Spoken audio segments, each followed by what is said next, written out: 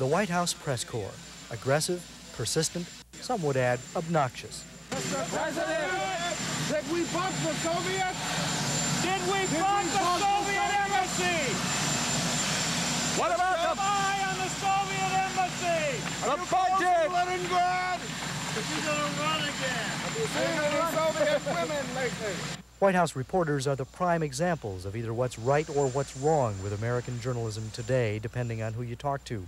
But if you talk with Republican Senator Alan Simpson of Wyoming, as reporters did last month in the White House driveway, watch out. But you know very well that you're not asking him things so you get answers. You're asking him things because you know he's off balance. And you'd like to stick it in his kazoo. Why don't you just I have fun. I see you come in there and I see you flunk the saliva test, you know. Examine yourselves and you'd have to laugh. Mr. President, Mr. President. The news media has been doing some self-examination lately, and the findings have been humbling. A Gallup poll in January commissioned by the owners of the Los Angeles Times found a major erosion of public confidence in the news media. CBS News point man Dan Rather saw his believability rating plummet 12 points to 28%, compared to a 52% believability rating for President Reagan. Overall, the public believes the press more than the president, yet approval ratings for both television and newspapers dropped 17% in a year and a half. Why? Why do people seem to be increasingly disillusioned not only with government, but with the medium that brings them the bad news about government? And what, if anything, can or should be done about this drop in public confidence? To answer those questions, we spoke with 4 people who have been critical of journalism from both in and outside the profession. Media research analyst Robert Lichter is the co-author of a book studying media bias. He is also co-editor of a newsletter monitoring the coverage of major stories. Jeff Greenfield is noted for his work as correspondent and media critic for the ABC News program Nightline. Dinesh D'Souza has been the managing editor of Policy Review, a digest of conservative political thought. And David Broder is the Pulitzer Prize-winning political reporter for The Washington Post and author of a self-critical look at how the news is made.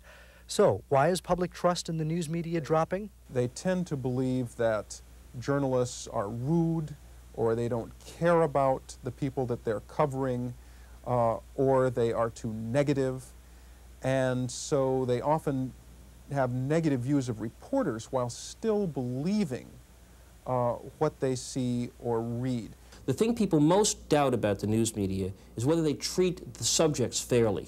There are times dealing with the victims of crime, dealing with the victims of terrorism, when you can clearly point to examples where the media have run roughshod over people's sensibility. What bothers me the most, I think, is our tendency to oversimplify, to characterize a complex human being in terms of some 2-word catchphrase. And what should be done to regain the public trust? Broder and the others say accountability. We cannot report everything that's going on, and the act of selection is the most crucial decision that any journalist makes. What do you leave out, not what do you put in? And people are right to question us about our news judgments. I think that they have, at bottom, a noble sense of their own profession. And they want to be fair, and they want to feel like they're doing a good job. They think of the public as having somehow a sacred trust or covenant with them. And this gives the public a special privilege which I don't think it's fully aware of. But often the public tends to squander that privilege. When somebody writes me a letter, the opening line is, "You sniveling New York Jew," I tend to discount that criticism. Perhaps the key to a more accountable news media is a press that is self-skeptical, a move Greenfield and Broder see beginning to happen, but not enough. Each news organization is kind of a law unto itself. There is a tendency for a kind of groupthink to develop within a news organization, for assumptions not to be challenged, for conventional ways of looking at things not to be re-examined. The biggest problem we have now, I think, in the mass media is we do not have an institutional, regular way of letting critics use the media to talk back. The media would do a lot more to encourage trust if they were to acknowledge what they did wrong, and in that same format, sometimes, if they felt they were right, explain why.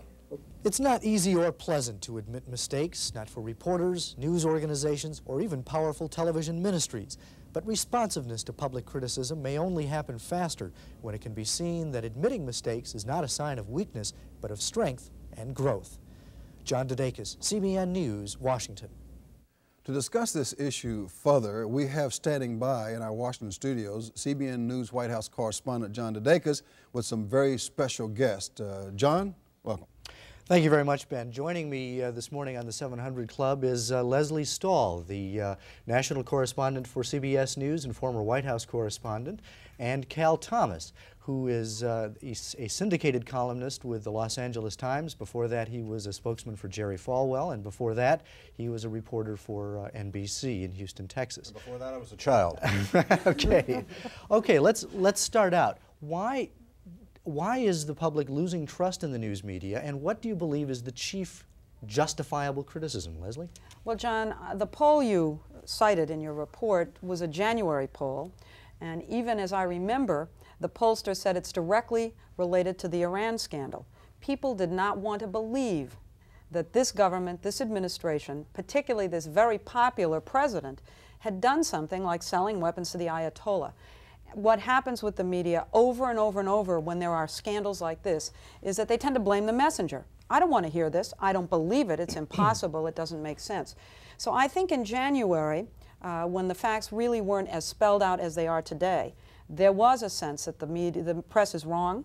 A lot of the sources we had were unidentified, anonymous sources. And but the president's believability went down even as well. more, yeah, his belief. But you asked me specifically about the press. I think you'll see that our credibility over history goes up and down. And we will suffer with a popular president whom we are telling the public negative things about, period. On this messenger argument, though, isn't it true that it's not just the messenger, because reporters are also able to write the message? Well, I think we do less of that than we're accused of doing. I think we report the views of a lot of people. But I think that the writing of the message is something the public perceives, but is not often. In fact, very rarely does that happen. So what I'm hearing you say is that there isn't really any justifiable criticism of the press? No, I'm not saying that at all. You asked me why the public is losing trust and faith. I think it was the January situation. I think it was Iran and messages from through the press to the public that maybe this administration had done something that they didn't want to hear about. So what criticisms of the news media are justified, do you think? What's the major I think criticism? there are excesses. And I enjoyed hearing your piece, and I kept saying to myself, that's right, that's right. We do tend to be uncaring and insensitive when a scandal is out there. There's a competitive spirit that just drives us, some of us, over the edge. Tell me about Watergate. You covered Watergate. I covered Watergate. And you were on the stakeouts. Every morning. Excessive? On a stakeout. Very excessive. I'll make a confession. I, one morning, was staking out Jeb Magruder's house, and his kid came out to walk to school, and I shouted a question to his child, who must have been 5 or 6. Mrs. Magruder came running out of the house and basically told me off at the top of her lungs. And it was like a cold shower. She was right. I shouldn't have been involving a child. How horrible. It was like that. Cal, what is the most justifiable criticism of the news media? Well, I would agree with Lesley to some of these things, but you know, in a free society, and I'm going to take the defense position here as a journalist for most of my life, the whole idea of accountability is very important. And though we in the press do sometimes make mistakes, what we're dealing with here is a government, the United States government, the most powerful government on earth.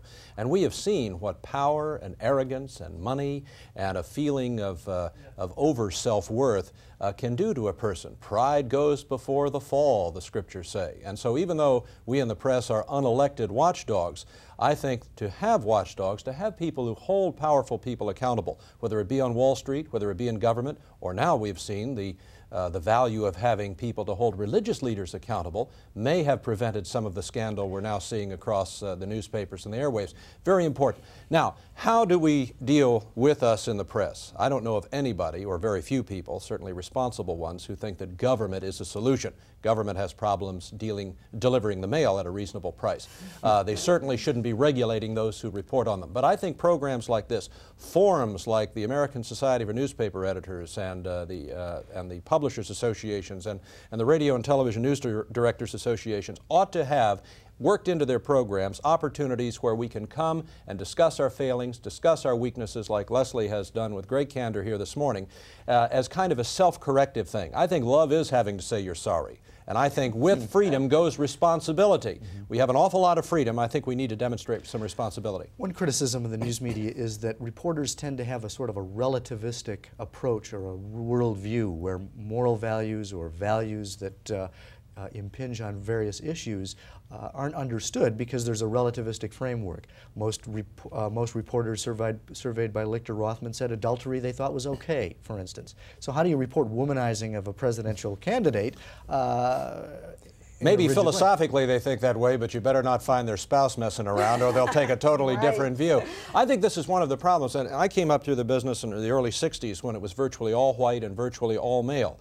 And one of the things that, gave increasing credibility to the media for blacks was the employment of more blacks and the sensitivity to more stories that were of importance to blacks. The same with women. Long overdue, much discriminated against in this business. But now when people who hold to a moral value system, Christian, Jewish, or whatever, look for a reflection in the media of some of their views and values, or people who reflect those values at the networks and with the newspapers, they don't see them as often. I know that in my newspapers, Lesley's shaking her head. Why? Well, because I don't believe reporters should ever be biased, and I think adopting one religion's moral view would be the same as becoming a Democrat or a Republican. But I do think we should put those views on the air, and I think we do. But doesn't it go to what Broder was talking about, that there's this groupthink, and that what's a story is automatically assumed to be a story? The public assumes that that CBS is a monolith in terms of values or whatever, and it isn't. Believe me, it isn't.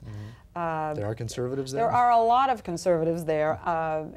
In fact, I think that that the place has been run by conservatives for a couple of years, and I think that the public hasn't shifted its impression of CBS from a decade ago. But I think if you watch with an open mind, you'll see that there's been a shift. Is there a problem in television focusing so much on personalities and being impeded by the technology that issues almost take back seat? Yet most people watch television for their news. I think we are enormously constrained by the time that we have. The evening news has about 23 minutes of actual time for a news story. The White House correspondent gets an average of 90 seconds. So what can be done? Give us more time. Right. We've been operating under that problem forever. It used to be a 15-minute news show. David Broder, in your piece, was suggesting we do more and more and more. We don't have the space. I'm not saying we don't need to change and improve. We do, but we are operating under a problem that doesn't seem to be expanding for us. Let me return just for a moment to something Lesley said about a monolithic religious view, because everybody has a religious view and everybody is biased. Brinkley once said, when the two of us worked at NBC together, he said, "It's impossible to be objective, so we must try to be fair." I think that's probably the best thing I've ever heard. We all have our beliefs, whether it's in God or no God or whatever, but what is necessary is to be fair. Let's take the misuse of the word fundamentalist, for example. It's used as a modifier for every kind of erratic and indefensible behavior, from blowing up cars in Beirut to sending off 12-year-olds to fight in the Iran-Iraq war, to seeing TV preachers, to people who carry around 40-pound King James Bibles while wearing polyester suits and white socks. But unfortunately, it's become a negative stereotype. I remember when all of this business hit the fan on the Baker Oral Roberts stuff, the New York Times ran a glossary of terms. It was the first time that I can ever recall in a major newspaper the definitions being given to Pentecostal, fundamentalist, even born again.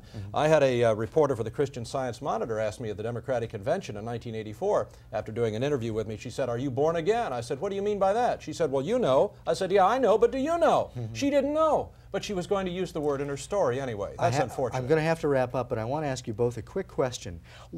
How can TV be more responsive to its critics? In other words, if people have a gripe with you, how can they register that in a way that's going to be taken seriously?